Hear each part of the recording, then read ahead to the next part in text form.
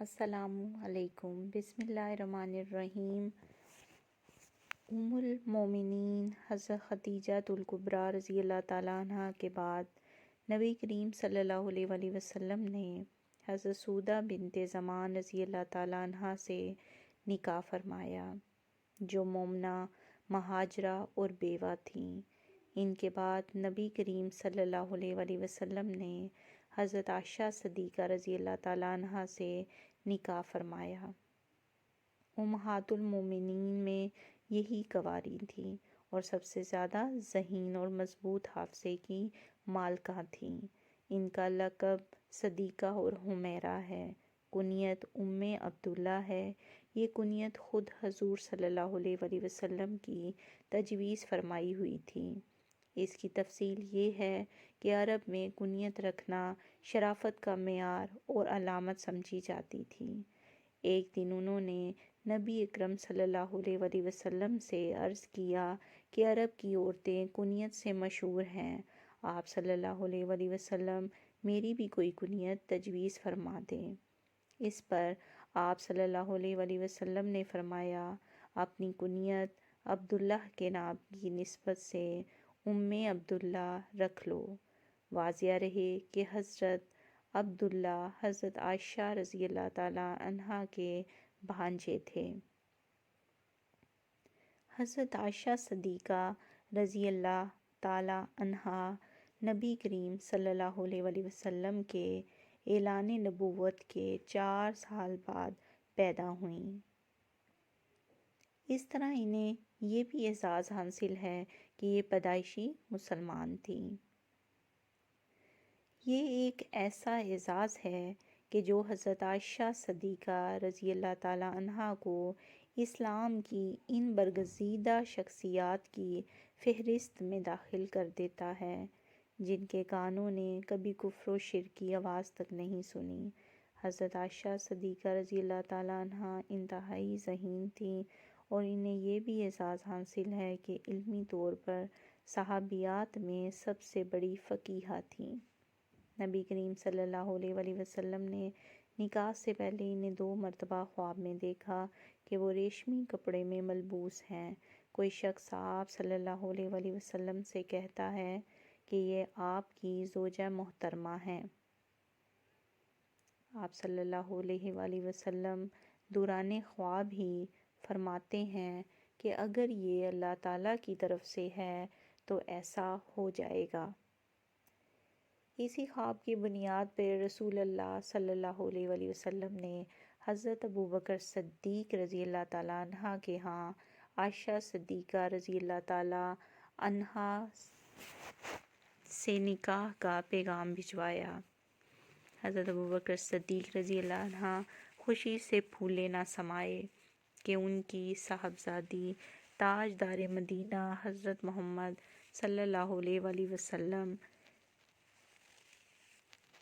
کی نکاح میں آئیں۔ چنانچہ فوراً راضی ہو گئے اور شوال کے مہینے میں 400 درہم کے حق مہر پر آپ کا نکاح ہوا۔ خطبہ نکاح خود حضرت ابوبکر صدیق علیہ السلام نے پڑھایا۔ اس وقت حضرت عائشہ رضی اللہ تعالیٰ عنہا کم سن تھیں۔ واضح رہے کہ یہ صرف عقد نکاح تھا جس میں رخصتی کی نوبت اس وقت نہیں آئی تھی۔ یہ اللہ تعالیٰ کی حکمت تھی اور یہ انتخاب بھی اللہ تعالیٰ ہی کا تھا۔ حضرت عائشہ صدیقہ رضی اللہ عنہا انتہائی ذہین تھی۔ نبی کریم صلی اللہ علیہ وآلہ وسلم کا لایا ہوا دین جس طرح انہوں نے محفوظ رکھ کر کے عام فرمایا، یہ بات اللہ تعالیٰ کی حکمت اور دین کی حقانیت کا ثبوت ہے۔ آپ کے علاوہ جتنے بھی نکاح ہوئے وہ عمر رسیدہ عورتوں سے ہوئے۔ حضرت عائشہ رضی اللہ عنہا نے آپ صلی اللہ علیہ وآلہ وسلم کی ایک ایک بات انتہائی شوق و رغبت کے ساتھ دیکھی، پرکھی، سمجھی اور امت مسلمہ کی خصوصاً عورتوں تک اور عموماً دیگر صحابہ کرام رضوان اللہ علیہم اجمعین تک کما حقہ پہنچائی۔ عقد نکاح کے کچھ ہی عرصے بعد نبی کریم صلی اللہ علیہ وآلہ وسلم اور حضرت ابوبکر صدیق رضی اللہ عنہ کو مدینہ منورہ کی طرف ہجرت کا حکم ہوا اور یہ دونوں حضرات مدینہ منورہ کی طرف روانہ ہو گئے۔ راستے میں مختلف واقعات پیش آئے، بالآخر آپ دونوں حضرات مدینہ منورہ بخیریت و عافیت پہنچ گئے۔ وہاں اللہ تعالیٰ نے مکہ مکرمہ کے مقابلے میں انتہائی اطمینان بخش فضا قائم فرمائی، جس کے بعد حضرت ابوبکر صدیق رضی اللہ تعالیٰ عنہ نے اپنے پورے گھرانے کو مدینہ منورہ بلوا لیا۔ یہاں آپ رضی اللہ تعالیٰ عنہ کے رخصتی عمل میں آئی۔ اس کے بعد بحیثیت زوجہ 9 سال نبی کریم صلی اللہ علیہ وآلہ وسلم کی نکاح میں اسی طرح گزارے کہ ایک دوسرے کے ساتھ انتہائی محبت کے ساتھ پیش آتے تھے۔ نبی اکرم صلی اللہ علیہ وآلہ وسلم نے آپ کی بہترین تربیت بھی فرمائی، اور یہ حضرت عائشہ صدیقہ رضی اللہ عنہا کا ذوق و شوق تھا کہ انہوں نے علمی میدان میں بھی اس موقع سے فائدہ اٹھایا اور علوم اسلامی کے ایک بہت بڑے ذخیرے کو نہ صرف اپنے پاس محفوظ فرمایا بلکہ ہر موقع پر امت مسلمہ کی رہنمائی بھی فرمائی۔ حضرت عائشہ صدیقہ رضی اللہ عنہا کو منزہ ذیل ایسی خصوصیات حاصل تھیں جن میں امت کا کوئی فرد ان کا سہیم و شریک نہیں۔ چنانچہ وہ فرماتی ہیں، فرشتہ آپ صلی اللہ علیہ وآلہ وسلم کی خدمت میں ان کی تصویر لے کر حاضر ہوا۔ وہ آپ صلی اللہ علیہ وآلہ وسلم کو ازواج مطہرات میں سب سے زیادہ محبوب تھیں۔ آپ کی وجہ سے امت کو تیمم کی رخصت ملی۔ آپ کی پاک دامنی اور برات میں 10 قرآنی آیات نازل ہوئیں۔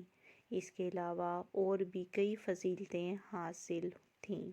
حضرت عائشہ رضی اللہ عنہا فرماتی ہیں کہ لوگ رسول اللہ صلی اللہ علیہ وآلہ وسلم کی خدمت میں ہدیہ پیش کرنے کے لیے اس دن کا انتظار کرتے جس روز آپ صلی اللہ علیہ وآلہ وسلم کی میرے یہاں باری ہوتی، اور ان سے ان کا منشا رسول اللہ صلی اللہ علیہ وآلہ وسلم کی خوشنودی حاصل کرنا تھا۔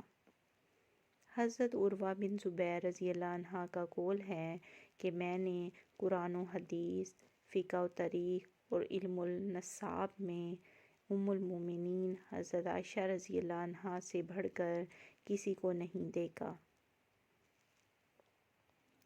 احنف بن قیس اور موسیٰ بن طلحہ کا قول ہے کہ حضرت عائشہ رضی اللہ عنہا سے بڑھ کر میں نے کسی کو فصیح اللسان نہیں پایا۔ رسول اللہ صلی اللہ علیہ وآلہ وسلم کا معمول تھا کہ آپ صلی اللہ علیہ وآلہ وسلم جہاں عام حالات میں اپنے ساتھ حضرت عائشہ صدیقہ رضی اللہ تعالیٰ عنہا کو رکھا کرتے تھے، وہاں کئی مواقع پر سفر میں بھی آپ کو اپنے ساتھ لے جاتے، جن میں غزوات کے سفر بھی شامل ہیں۔ رسول اللہ صلی اللہ علیہ وآلہ وسلم کے اس دنیا سے پردہ فرمانے کے وقت آپ کی طبیعت کئی روز علیل رہی، بیماری شدت اختیار کی۔ آپ صلی اللہ علیہ وآلہ وسلم نے اپنے تمام ازواج مطہرات سے اجازت چاہی کہ آپ کی تیمارداری حضرت عائشہ صدیقہ کے ہاں کی جائے۔ تمام ازواج مطہرات نے بخوشی اس کی اجازت دے دی۔ آپ صلی اللہ علیہ وآلہ وسلم حضرت عائشہ صدیقہ رضی اللہ عنہا تعالیٰ کے ہاں تشریف لے گئے اور وصال تک انہی کے ہاں رہے۔ حضرت عائشہ صدیقہ رضی اللہ تعالیٰ عنہا سورہ اخلاص، سورہ فلق اور سورہ ناس پڑھ کر رسول اللہ صلی اللہ علیہ وآلہ وسلم کے ہاتھوں پر دم کرتی تھیں۔ نبی کریم صلی اللہ علیہ وآلہ وسلم کی حیات طیبہ کے آخری لمحات میں یہ حضرت عائشہ صدیقہ رضی اللہ عنہا کے لیے بڑا اعزاز تھا۔ حضرت عائشہ رضی اللہ تعالیٰ عنہا کی ایک بہت انوکھی خصوصیت یہ ہے کہ آپ نے حضرت جبریل علیہ السلام کو دیکھا اور انہوں نے حضرت عائشہ رضی اللہ عنہا کو سلام کیا۔ امام احمد نے روایت کی ہے، حضرت عائشہ رضی اللہ عنہا فرماتی ہیں، ایک مرتبہ میں نے آپ صلی اللہ علیہ وآلہ وسلم کو گھوڑے کی گردن پر ہاتھ رکھے ہوئے ایک شخص سے باتیں کرتے ہوئے دیکھا۔ میں نے عرض کیا، یا رسول اللہ صلی اللہ علیہ وآلہ وسلم، میں نے آپ کو دحیہ کلبی کے گھوڑے کی گردن پر ہاتھ رکھے ہوئے ان سے باتیں کرتے ہوئے دیکھا ہے۔ آپ صلی اللہ علیہ وآلہ وسلم نے فرمایا، کیا تم نے انہیں دیکھا ہے؟ آپ رضی اللہ عنہ تعالیٰ نے عرض کیا، جی ہاں۔ آپ نے فرمایا، وہ دحیہ کلبی نہیں بلکہ حضرت جبریل علیہ السلام تھے اور وہ تمہیں سلام کہتے تھے۔ یہ سن کر حضرت عائشہ رضی اللہ عنہا نے فرمایا، وعلیکم السلام ورحمۃ اللہ وبرکاتہ۔ اللہ تعالیٰ انہیں اچھی جزا دے، میزبان کی بہترین اور مہمان بھی بہترین۔ اگلی ویڈیو تک کے لیے اللہ حافظ۔